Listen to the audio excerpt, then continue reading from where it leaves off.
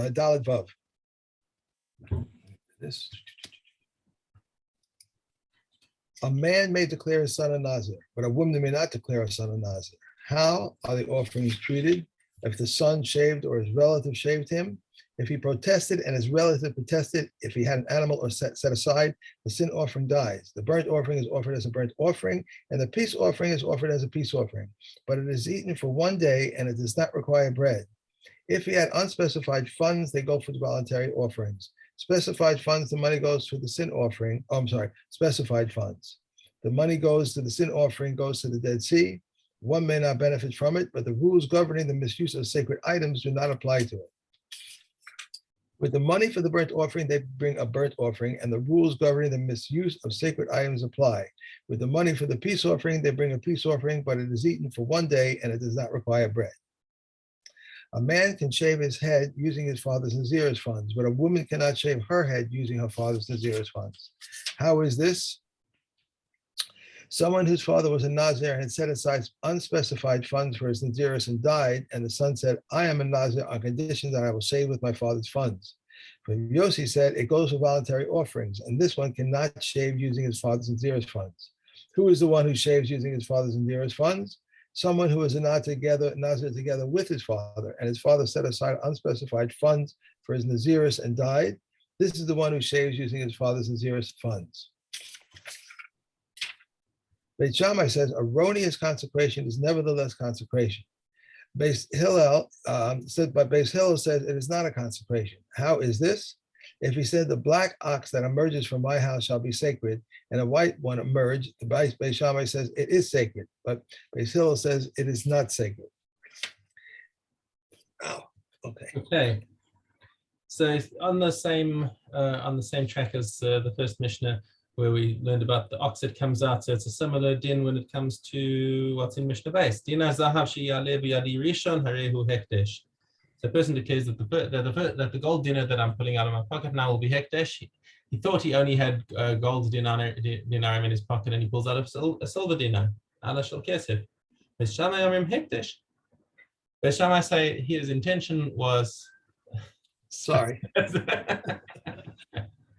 having a monkey in the house. His intention was to donate whatever came out of his pocket. He thought it was going to be a gold dinar, and that part we'll disregard, and the silver dinar is hekdesh. So Beis Hillel omrim eina hekdesh. Sorry, it was a mistaken declaration, and nothing becomes hekdesh. Similarly, chavis shel yayin sheta lebiyadi rishona harehi hekdesh. So he reaches into a basket and says, the flask of oil that I pull out of, the flask of wine that I pull out from this box will be hekdesh, and he pulls out a bottle of wine, a bottle of oil. But alta shel shemen. Beis Shammai omrim hekdesh, or Beis Hillel omrim eina hekdesh. Interesting little contrast between the beginning and the end, because you think, okay, this seems to be obvious what's it adding, but the first case is gold versus silver, where the first thing is more valuable than the second, than what actually came out. When it comes to wine versus oil, though, if you think about it, a bottle of oil, I think, is more expensive than a bottle of wine. I'm not 100% sure about that, but just that I think wine has gone up in price. Right. It also depends on what kind of wine, but olive oil, I think, is more expensive. Like a bottle if you get in the store today. Yeah, because like a bottle of, I suppose they're actually pretty similar prices now. So I think they are. They're not so different unless you're getting a real expensive bottle of wine. Okay. Anyway, that's immaterial. The fact is that the machlokes is the same no matter what it is. Beis Shammai say it's hekdesh, and Beis Hillel say not. Mishna dar ben Nazir v'nishal l'chacham. Okay, so a person said he was going to be a Nazir, and then he started having charata about wanting to be a Nazir, and he figured he'd go and get it cancelled by a chacham. Okay, so in the meantime, he hasn't been such a good boy, and he's been drinking wine and being with Tamil and cutting his hair and whatever. Then he comes to the chacham, And the Chacham says, I'm sorry, I can't find your heter. You're a Nazir. Moneh Misha Shenadar. So he counts the time of his Naziris from the time that he made the neder. Well, that's the pshat of what it says in the Mishnah, isn't it? He counts from the time that he made the neder. However, the Gemara comes and flips that pshat exactly to the opposite of what it seems to mean, and says, "Ke misha shenadar." He must now start keeping his Naziris as if it was from the time that he made the neder. In other words, from the time that the Chacham said to him, sorry, you're a Nazir. He's got to keep his 30 days from then. Then, not before. Okay. Right. That's what the Gemara concludes, which is directly in contradiction to what you would read in the pshat of the words. But the point is that since he's been a naughty boy and he hasn't been keeping his Naziris properly, because he assumed that he was going to get his neder cancelled, so it's a knas on him that he has to keep it for another 30 days. I'm gonna put this little guy outside over here. Come on, let's go. However, Yes, I'm listening. However, Rabbi Yossi in the Gemara says that in the Brisa says that if he made multiple Naziros, if he made a neder of multiple Nazirios, and he was over on his Naziros more than ever al Naziros or yotem mishloshim yom, so we don't say that he has to count in its place. He count back in its place. You just have to keep another 30 days. In other words, if he kept on a Naziris that was more than that was like 100 days. So Rabbi Yossi disagrees and says all he has to do is keep another 30 days at least in order to fulfill his Naziris, because the knas is not going to be more than 30 days, because Meikar Adin, his neder was from then. Okay, so he was an Avarian, he did all these bad things while he was a Nazir, but nonetheless his term of Naziris, Meikar Adin, is still what it was. And also there are those who explain the Mishnah according to the Pashut meaning, that it's exactly from that time. But I'm not sure where he doesn't say who that is. But it's midrabanan. He has to keep the Isser like the days. Noheg hu Isser ki yamin shenag behem heter. He must add on extra days for the days that he was noheg heter. All right. So in other words, that is not the entire. He doesn't start counting again. So let's say he was 5 days into his Naziris, and he said, "This is really tough. I'm gonna go and ask the Chacham, and it's only and he can only get an appointment with the Chacham in another 3 days, let's say. So for 3 days he's drinking wine and whatever, and then the Chacham says, "Sorry, you have to be a Nazir." So he can still keep the 5 days that he kept properly and only keep another 25, but he loses the 3 where he was noig heter. So that's an alternative explanation of this Mishnah. Okay. Nishal Chacham v'hitiro. Now what happens if he asked the Chacham and the Chacham said, yeah, okay, mutalach. Now, what if he had set aside a behema for his korbanos before he decided to get his Naziris revoked? So everything gets revoked. Remember, if it was his, just like when we saw with the woman whose husband revoked it, if it was from his animals, we said that the animals can go back to the Eder, because since it's taloi on his consent, so the animals never were set aside. They're completely chulin. I said, behema mufreshes. The test of material Eder. Amru Beis Hillel the Beis Shammai. So Beis Hillel come to Beis Shammai and they say, aha, here we go. Remember, we just had an argument about Taos, about Hekdesh Taos. right? Okay, and Beis Shammai said that the Hekdesh Taos is Hekdesh. So Beis Hillel jump and say, aha, look, yeah, Tem Modim Hekdesh Taos. this is mistaken hekdesh. He set aside a korban for his Nazirus. His Nazirus got revoked and it goes back to Chulim. Right. Okay. What you going to say to that? Amru lehem beis Shammai, iatem modim b'misheta. So that's not good. He has a better case of somebody who makes an error, says Beis Shammai. We have a din that if somebody is doing Masa Behema, somebody's doing Masa Behema and the animals are coming out, every 10 twine he's supposed to dab with paint. Right. Okay, of all the animals that were born in that year. Okay. Now what happens if he makes a mistake and he calls the 9th one or the 11th one, if he dabs them? Right. They're still hekdesh. They're still hekdesh, and that's hekdesh taos. Yeah. So there you go. Creating a new hekdesh, and that's taos. Let's just see that inside. Yatzem modim b'misheta v'kara l'tashi asiri v'lasiri tashi v'la'achar chasar asiri shehu mekudash. In all these cases, they are the animals are sanctified. Once he makes that mark, that's it. Then once he makes the mark, it is sanctified.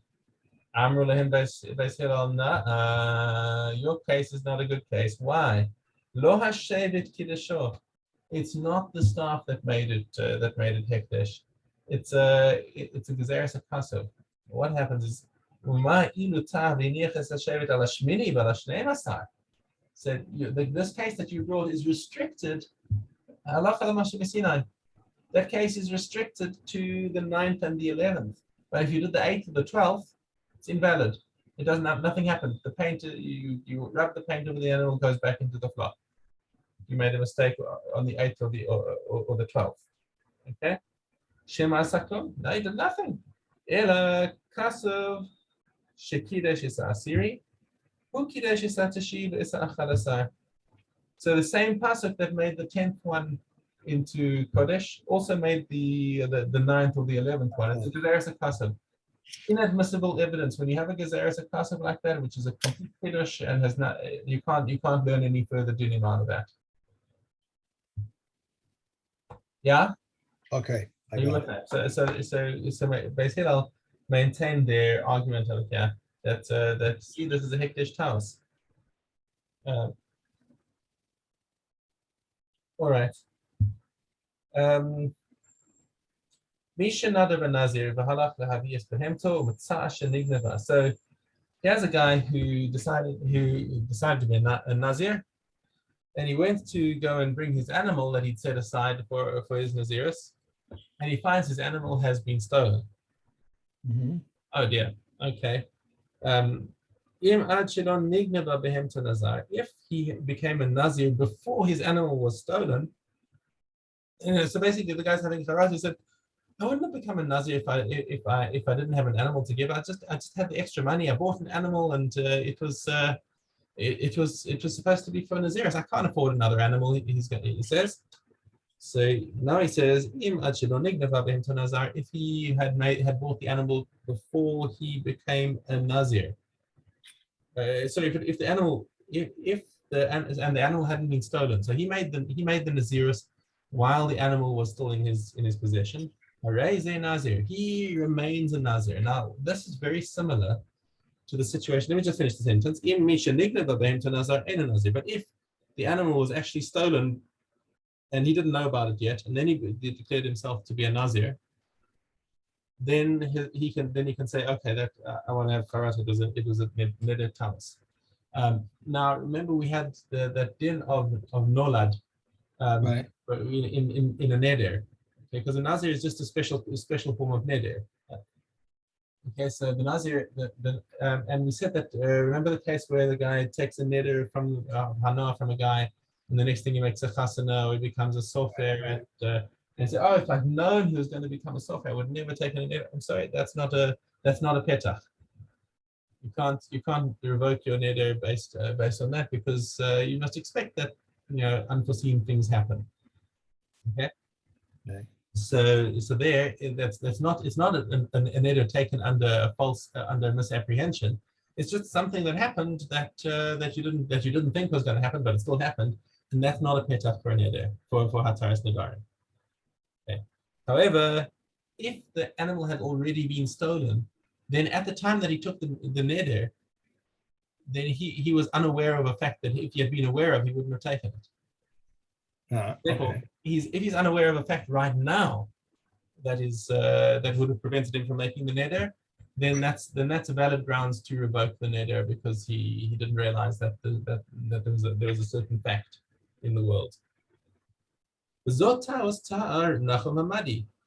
So Nachum Hamadi made an error in this vein. Why? What happened? Hisha'alu Nazirin min Agola umatzu beis hamikdash charev. Well, not couldn't literally be Hagola from Chutz La'aretz, but from towns in Eretz Yisrael. Remember, you can't really keep a Naziris outside in Chutz La'aretz. But let's say there's a guy in Beersheba who declares a Naziris, and at the end of his Naziris, he comes up to Yerushalayim, ready to bring his korbanos, and he finds that the Beis Hamikdash has been burned down. Oh, this is a problem. How's he going to end his Naziris? Okay, he's got to end his Naziris with the korbanos. Can't bring the korbanos.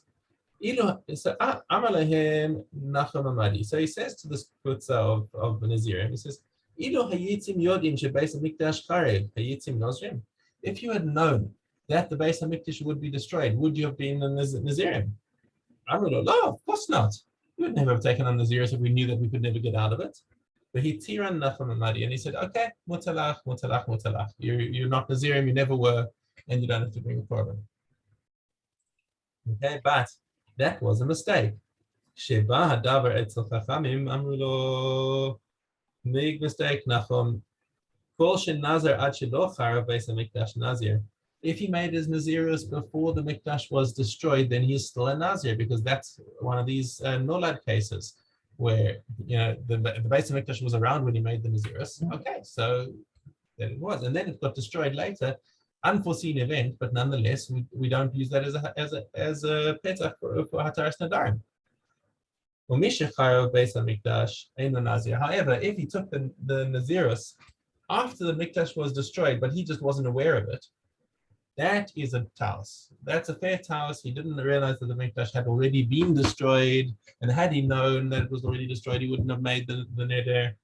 So that would have been a heter. So we're saying here that if he made the Naziris when the Naziris was in well, the basement that was intact, and then he gets there and he sees don't use the word attacked, because attacked doesn't, it was destroyed. Okay. Before the Beis Hamikdash was destroyed, okay. Yeah. So then, at the time that he made the neder, there was no information that he wasn't aware of. The Mikdash was around; it was fine. So therefore, it's a binding neder. And the fact that it was later destroyed is a nolad. That's not enough to get him off the neder. So he can't get off that neder. He says the rest of his life he's a Nazir. Wow. Why not use the word intact? It means put together. Oh, I thought you said attack. Oh, intact. Intact. Okay. Right. I was trying to figure out. Okay. Sorry. All right. It's okay. Okay. Beg your pardon. All right. Nazir base. Okay. Base. If he said, the cow said, I am a Nazir, and if I stand up, or the door said, I am a Nazir, if I open, the Shammai says he is a Nazir. But Beis Hillel says he is not a Nazir. And Rabbi Yehuda said, even what Beis Shammai said, that they did not say except for one who says, this cow is for me a sacrifice if it stands up. If they poured a cup for him and he said, I am a Nazir from it, he is a Nazir. It once happened with a certain woman who was inebriated that they poured a cup for her, and she said, I am a Nazir from it. The comment said she did not intend other than to say, it is for me like a sacrifice.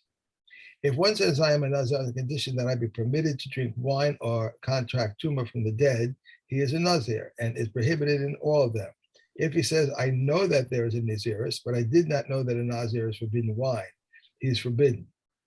If Shimon permits him, I know that a Nazir is forbidden wine, but I thought that the comment would permit me since I cannot live without wine, or since I bury the dead. He's permitted, but Reb Shimon forbids him. Okay. The dime base hay. So you have to be careful what you say. That is the lesson of the Nadarim, yes. That is the basic lesson of your Nadarim. They say, if one vowed referring to Cherem and said, I vowed with reference to a fisherman's net, or he vowed referring to Korban and said, I vowed with reference to the gifts for kings, or if he declared, myself is to you like a Korban, and he said, I vowed with reference to a bone that I have set aside for myself to use for the Dara, for Kohanim, that which my wife benefits from me, or he said, my declaration was directed at my first wife, whom I divorced. For all of them, for all of these, they need not request cancellation, and if they request cancellation, we penalize them, and we are strict with them. These are the words of Reb Meir. The Comment, however, say we find grounds to annul the neder from elsewhere, and we teach them so that they cannot conduct themselves with levity when dealing with the Nadarim. The comment printed for Nadarim, bargaining Nadarim, hyperbolic Nadarim, unwitting Nadarim, and Nadarim on conditions unavoidably unfulfilled.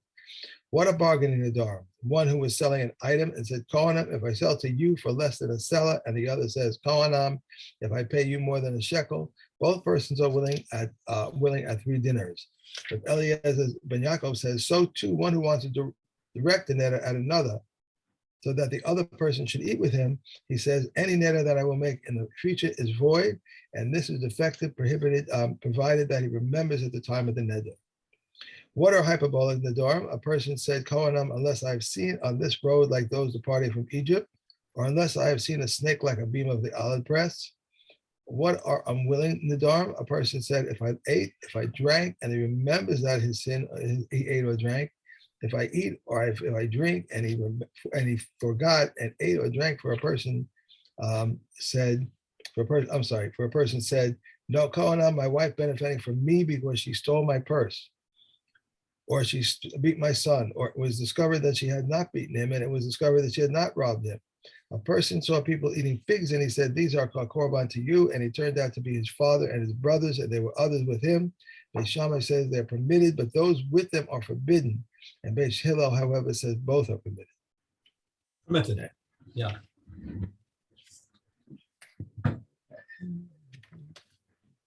Okay. Chagiga.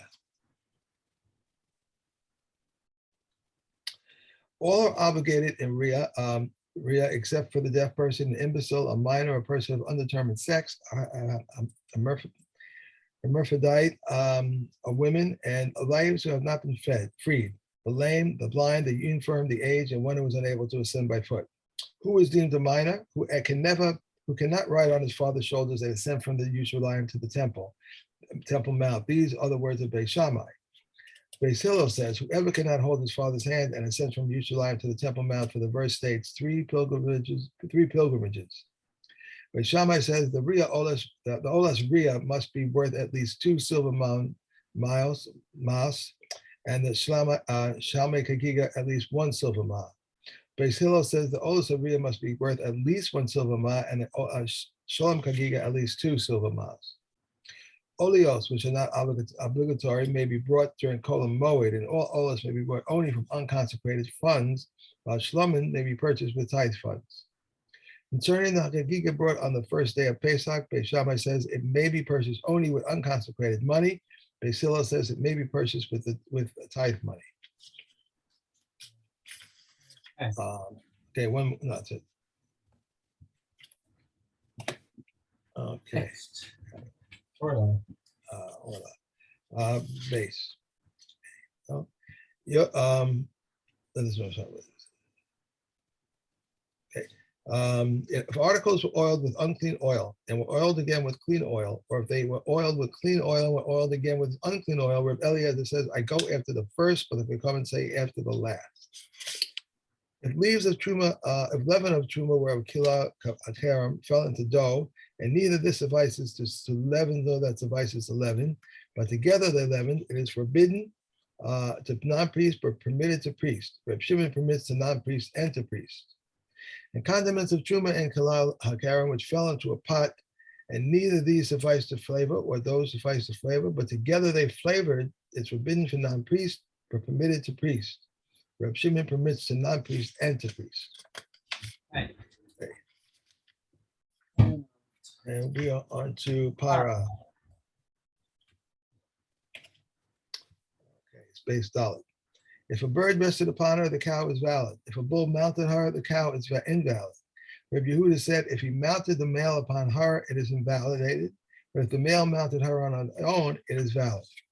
If he had two black or white hairs inside one pore, it's invalidated. Rabbi Yehuda says even inside one coast, if they were inside two coasts, they were aligned with one another. If it is invalidated. Rabbi Akiva says even 4 or 5 or they are scattered, and he should pull them out. Rabbi Eliezer says even 50. Rabbi Yeshua ben Basara says even if there is one non-red hair on her head and one hair on her tail, she is invalidated. If it had 2 hairs whose roots were black and the tips were red, or whose roots were red and the tips were black, it all depends on what is visible. And these are the words of Rameh, but can come and say it depends on the root.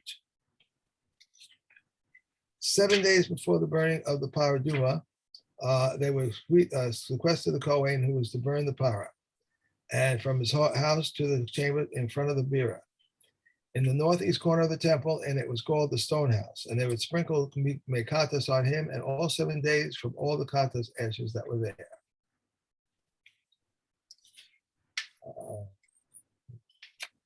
Rajoshi says they would sprinkle mekatos on him only on the 3rd and 7th days. Reb Chanina ben Sagan Cohen says they would sprinkle mekatos on the Kohen who burned the para all 7 days, but they would sprinkle mekatos on the Kohen Gadol who performed the service of Yom Kippur only on the 3rd and 7th days. Okay. That was it. Okay, and we are up to Savachim. Okay. Base. If one slaughters a sacrifice to throw its blood outside or part of its blood outside, to burn the sacrificial parts outside or part of its sacrificial parts outside, to eat its meat outside, or to eat an olive's volume of its meat outside, or to eat an olive's volume of the hide of the tail outside, it's invalid. But it bears no karas. To throw its blood tomorrow, or part of the blood tomorrow, to burn its sacrificial parts tomorrow, or part of its sacrificial parts tomorrow, to eat its meat tomorrow, or to eat an olive's volume of its meat tomorrow, or to eat an olive's volume of the skin of a sheep's tail, it is pigul, and one who is liable to karas on it. This is the rule. Anyone who slaughters, receives, conveys, or throws the blood with the intent to eat something which is meant to be eaten or burned upon the altar, something which is meant to be burned. If outside, it is invalid, but it bears no karas punishment. And if beyond its time, it is pigul, and as one is liable to karas over it, provided that the part which makes it permissible is offered as required. And in what manner is the part which makes it permissible considered to have been offered as required? If he slaughtered in silence, but received the blood conveyed, and threw it, and for it's beyond its time, or he slaughtered it, and it's beyond its time, but received the blood conveyed and threw it in silence, or he slaughtered, received the blood conveyed, and threw it for beyond its time, this is the case in which the part which makes it permissible has been offered as required. To what matter is the part that makes it permissible be not considered to have been offered as required? If he slaughtered with intent for outside its area, but received the blood conveyed and threw it for beyond it is time. But to be slaughtered with intent beyond its time, but received the blood conveyed and threw it or outside its area, or he slaughtered, received the blood conveyed or threw it or outside its area, or Pesach or Katos offering, which he slaughtered for a designation other than its own, and received the blood conveyed and threw it beyond its time, or he slaughtered it with intent for beyond its time, but received the blood conveyed and threw it for a designation other than its own, or he slaughtered for received the blood other than its own. This is a case in which the part which makes it permissible was not offered as required. Okay. That's okay. Thank you very much. Thank you. Have a great day, and I will see you tomorrow, Thursday. Okay, I'll see you tomorrow, Mr. Chairman. Be well.